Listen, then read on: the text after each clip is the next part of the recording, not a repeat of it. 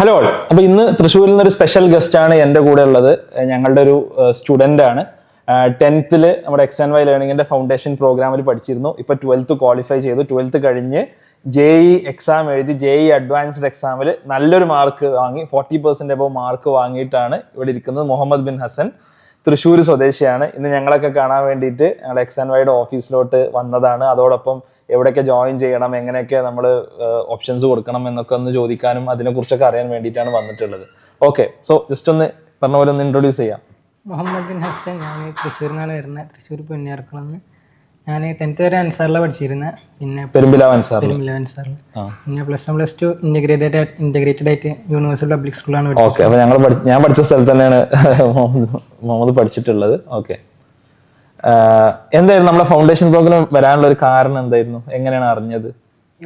10th online ആയപ്പോൾ ഇനി ബാക്കിലോട്ട് ആവേണ്ടെന്ന് വെച്ച് കുറച്ചുകൂടെ നന്നായി പ്രിപ്പയർ ചെയ്യാൻ വേണ്ടിയിട്ട് പാരന്റ്സ് ഇങ്ങനെ സെർച്ച് ചെയ്തിരുന്നു. അപ്പോൾ ഫൗണ്ടേഷൻ കിട്ടിയാൽ ഒന്നുകൂടെ ബെറ്റർ ആണെന്ന് തോന്നി, അങ്ങനെ ജോയിൻ ചെയ്തു. ഓക്കെ ഓക്കെ, എങ്ങനെയായിരുന്നു ഫൗണ്ടേഷനിൽ ഒരു അനുഭവം? എന്തായിരുന്നു? നന്നായിരുന്നു, നല്ല ഹെൽപ്ഫുൾ ആയിരുന്നു.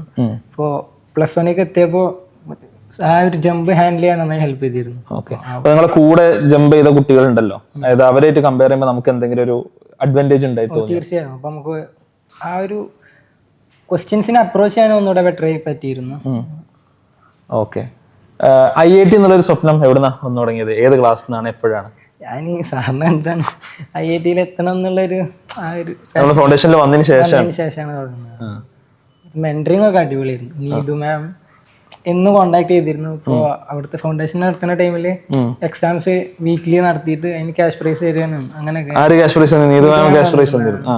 ശരി, ഓക്കെ. അപ്പോൾ ഫൗണ്ടേഷനിൽ എത്തിയിട്ടാണ് ഇപ്പോൾ IIT എന്നുള്ളൊരു ഡ്രീം വന്നത്. അപ്പോൾ അങ്ങനെ നമ്മൾ ഡിസൈഡ് ചെയ്ത് എന്തായാലും IIT പോകണം എന്നുള്ളത്. അതിന് വേണ്ടിയിട്ടാണ് പിന്നെ യൂണിവേഴ്സൽ സ്കൂളിൽ, പബ്ലിക് സ്കൂളിൽ ചേർന്നു, റൈറ്റ്? എന്നാലും ആ ഒരു JEE എന്നുള്ളൊരു സംഭവം അതിനെക്കുറിച്ച് അറിഞ്ഞു തുടങ്ങിയത്, അല്ലെങ്കിൽ ആ ഒരു പ്രിപ്പറേഷൻ എന്താ പറയുക, വളരെ സീരിയസ് ആയി തുടങ്ങിയത് എപ്പോഴാണ്? +1 എത്തി കുറച്ച് സ്റ്റാർട്ടിങ് ഒരു 1 month കഴിഞ്ഞപ്പോൾ തന്നെ തീരുമാനിച്ചിരുന്നത് നേടണം എന്നുള്ളൊരു തീരുമാനത്തിലാണുള്ളത്. Okay, fine. എങ്ങനെ ഉണ്ടായിരുന്നു 11th 12th ജേർണി? അതിലുള്ളൊരു പഠനം JEEക്ക് എങ്ങനെയാണ്, ലൈക്ക് ഒരു സ്റ്റുഡൻറ്റിനോട്, ഇപ്പോൾ 11th പോകുന്നൊരു സ്റ്റുഡൻറ്റിനോട് പഠിക്കാൻ പറയുകയാണെങ്കിൽ എങ്ങനെ പഠിക്കണം എന്നാണ് മുഹമ്മദ് പറയുക? അപ് ടു ഡേറ്റ് ആയി പോവുക, ലാഗ് ആക്കാതിരിക്കുക. പോർഷൻസ് ഒക്കെ കൂടുതലും അപ്പം തന്നെ പഠിക്കുക, കൂടെ ക്വസ്റ്റ്യൻസ് ചെയ്ത് ഫോളോ ചെയ്ത് പോവുക. പിന്നെ പല പല മെറ്റീരിയൽസും കുറേ ക്ലാസ് ആണ്. അതിനേക്കാൾ ബെറ്റർ ഉള്ളത് നന്നായി പഠിക്കുക, കൺസെപ്റ്റൊക്കെ തറവാക്കുക, അങ്ങനെ പിന്നെ ക്വസ്റ്റ്യൻസ് ചെയ്തിട്ട് മുന്നോട്ട് പോവുക. സ്റ്റാർട്ടിങ് അത്യാവശ്യം സ്ട്രെസ് ഉണ്ടാവും, പിന്നെ ഒരു ചെറിയ ബുദ്ധിമുട്ടുണ്ടാവും. ഞാനൊരു +1 ആയപ്പോൾ കുറച്ചുകൂടെ സ്ട്രെസ് ഉണ്ടായിരുന്നു. +2 ആയപ്പോൾ കുറച്ചുകൂടെ ആ ഒരു സിസ്റ്റം ഒന്ന് എൻജോയ് ചെയ്യാൻ തുടങ്ങി. പിന്നെ ആ ഒരു ഫ്ലോയിൽ അങ്ങനെ പോയി. ഓക്കെ ഓക്കെ, എന്തായിരുന്നു യൂണിവേഴ്സൽ അനുഭവം? ഹോസ്റ്റലിൽ നിന്നാണോ പഠിച്ചത്? എങ്ങനെ ഉണ്ടായിരുന്നു യൂണിവേഴ്സൽ അനുഭവം? ഹോസ്റ്റലിൽ അടിപൊളിയാണ്. ഹോസ്റ്റൽ കാരണമാണ് ഇങ്ങനെ ആയത്. കൺസിസ്റ്റന്റ് ആയിട്ട് പഠിക്കാനൊക്കെ വീട്ടിൽ പോയാൽ കളിക്കും. അപ്പോൾ ഹോസ്റ്റലായ കാരണം നിന്ന് പഠിച്ച് ഇങ്ങനെ. വാർഡന്മാരൊക്കെ അടിപൊളിയായിരുന്നു. നല്ലൊരു സപ്പോർട്ട് സിസ്റ്റം യൂണിവേഴ്സിറ്റി സൈഡിൽ നിന്നും ഒന്ന് ഡൗൺ ആകുമ്പോൾ മോട്ടിവേറ്റ് ചെയ്യും അല്ലേ? അവിടുത്തെ ഫാക്കൽറ്റീസും ഇപ്പോൾ മാത്സിലെ SM അടിപൊളിയാണ്. എല്ലാം ഇപ്പോൾ സാറിന്റെ ക്ലാസ് കഴിഞ്ഞാൽ നമുക്ക് ഭയങ്കര മോട്ടിവേഷനാണ്. പിന്നെ MP PV ഒക്കെ അടിപൊളിയാണ്. Okay, fine. ഈ ഒരു പ്രിപ്പറേഷനിൽ എസ്പെഷ്യലി JEE അഡ്വാൻസ്ഡ് എക്സാം, നമ്മളിപ്പോഴും IIT എന്ന് പറയുമ്പോൾ മുമ്പിലുള്ള ഏറ്റവും വലിയ പ്രശ്നം JEE മെയിൻസ് ഓക്കെയാണ്, JEE അഡ്വാൻസ്ഡ് ഒരു പ്രശ്നക്കാരനാണ്. JEE അഡ്വാൻസ്ഡിന്റെ ഒരു പ്രിപ്പറേഷൻ, ലൈക്ക് എന്തൊക്കെ മെറ്റീരിയലാണ് യൂസ് ചെയ്തത്, അല്ലെങ്കിൽ എങ്ങനെയാണ് അതിനെ അപ്രോച്ച് ചെയ്തത്? ഞാൻ മെറ്റീരിയൽസിനെ ചില ടോപ്പിക്കിൽ നല്ല ഡൗട്ട് വരുമ്പോൾ ക്ലിയർ ചെയ്യാൻ മാത്രമേ മെറ്റീരിയൽസ് യൂസ് ചെയ്തിരുന്നുള്ളൂ. പിന്നെ കൂടുതൽ PYQs നോക്കിയിരുന്ന, പിന്നെ എക്സാംസ് എഴുതുക. ലൈക്ക് ഇവിടെ ആൾട്ടർനേറ്റ് ഡേയ്സിൽ എക്സാംസ് ഉണ്ടായിരുന്നു. അപ്പോൾ അത് നന്നായി എഴുതും. പിന്നെ ആദ്യത്തെ മിസ്റ്റേക്സ് ഒക്കെ കറക്റ്റ് ചെയ്യാൻ നോക്കിയിട്ടുണ്ട്. പിന്നെ നല്ലൊരു peer ഗ്രൂപ്പ് ഉണ്ടാക്കുക, അതുമായി ഡിസ്കസ് ചെയ്തിട്ട് ഉണ്ടായിരുന്നു. നല്ല ഹെൽപ്ഫുൾ ആയിരുന്നു. എല്ലാവരും നല്ല സപ്പോർട്ട് ചെയ്തെടുത്തിട്ട് ഇപ്പോൾ ഒന്ന് ഡൗൺ ആകുമ്പോൾ ഒരാളെ ലിഫ്റ്റ് ചെയ്യാനൊക്കെ നല്ല. ശരിയാണ്, അത് വളരെ പ്രധാനപ്പെട്ട ഒരു കാര്യമാണ്. നമുക്ക് നമ്മളെപ്പോഴും സപ്പോർട്ട് ചെയ്യാൻ, ഹെൽപ്പ് ചെയ്യാൻ ആളുകൾ ഉണ്ടാവുക എന്നുള്ളത് വളരെ പ്രധാനപ്പെട്ട ഒരു കാര്യമാണ്. ഓക്കെ, അപ്പോൾ അങ്ങനെ പഠിച്ചു. നമ്മൾ JEE അഡ്വാൻസ്ഡ് ആ ഒരു എക്സാം എത്തുമ്പോൾ നമ്മുടെ ഒരു മെന്റാലിറ്റി എന്തായിരിക്കും? അത്യാവശ്യം നല്ല കോൺഫിഡൻസിലാണ് പോയി എഴുതിയത്. ഓക്കെ, എന്തോ ഒരു എക്സ്പെക്ട് ചെയ്ത അത്ര കുറച്ചും കൂടി പെർഫോം ചെയ്യാമായിരുന്നു തോന്നുന്നുണ്ട് അല്ലേ? ഓക്കെ ഓക്കെ, എക്സാം എപ്പോഴും അങ്ങനെ തന്നെയാണ്. നമ്മുടെ ഹൈൻസൈറ്റിൽ ഭയങ്കര ബുദ്ധിമുട്ടാണ് തോന്നുമ്പോഴും ആക്ച്വലി നമ്മൾ നോക്കുമ്പോൾ സംഭവം കുറേയൊക്കെ എളുപ്പമായിരിക്കും. പിന്നെ നോക്കുമ്പോഴാണ് നമുക്ക് തോന്നുന്നത് ഇത് എളുപ്പമായിരുന്നില്ല എന്ന് തോന്നുന്നത്. എനിക്ക് എപ്പോഴും JEE അഡ്വാൻസ്ഡ് എക്സാം എനിക്ക് തോന്നിയിട്ടുള്ള കാര്യം നമുക്ക് കമന്റ് ചെയ്യാം.